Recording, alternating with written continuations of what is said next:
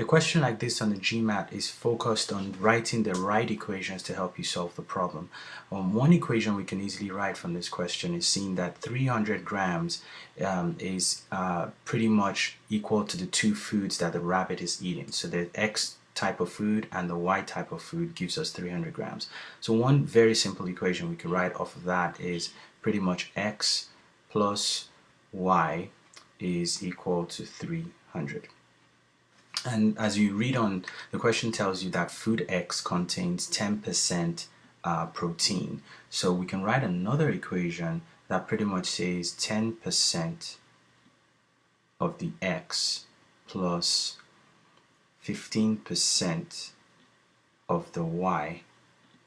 That would give us 38 grams. Now the reason we're writing that equation is you notice in this question that food X is 10% protein and food Y is 15% protein, and you want to make that equal to something else that's also protein, which is the 38 grams of protein, and that's why we're writing this second equation.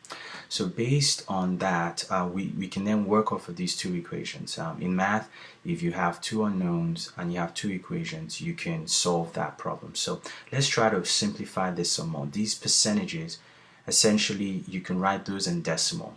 In percentage, if you have a percentage is kind of like saying you have that over 100, and this is technically over 100 because it has a percent. And as a result, if you change that to decimal, it's going to move 1, 2 to the left, 1, 2 to the left. So pretty much what you have is 0.10 x plus 0.15 y is equal to 38.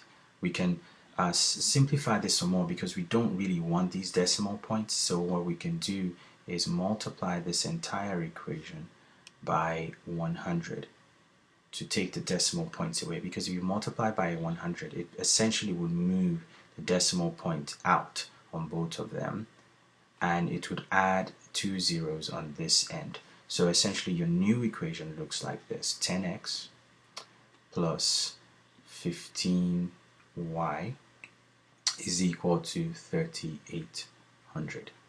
So at this point, we now have two new equations we can really work with. This is our equation 1, and then we have an equation 2 here, which is the x plus y. We can write x plus y, which is equal to 300. Now, with this particular equation, you want to be able to solve these two equations now.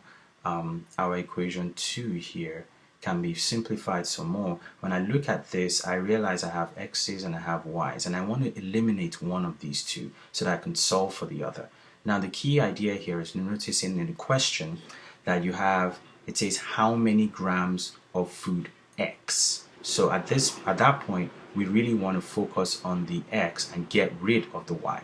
So to get rid of the Y, since this is a plus 15, we need to get a minus 15 on this bottom one. So to do that, we want to multiply this by minus 15. So if we multiply this by minus 15, what we're going to get is minus 15x minus 15y is equal to 4,500, and that's going to be a negative 4,500. So at this point, this is our new equation 2.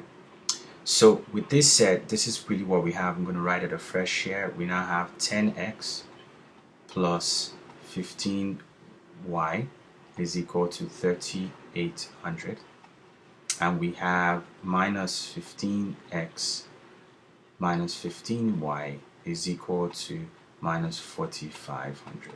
If we do the basic math here, this will cancel out. We get minus 5x here, and this gives us minus 700.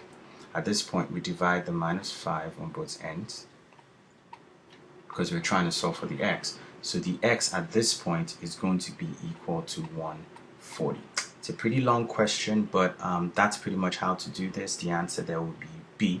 So pretty much is focusing on writing the two equations, equation 1 and equation 2, and then being able to solve it here to get x as 140. Thank you very much for listening to this solution.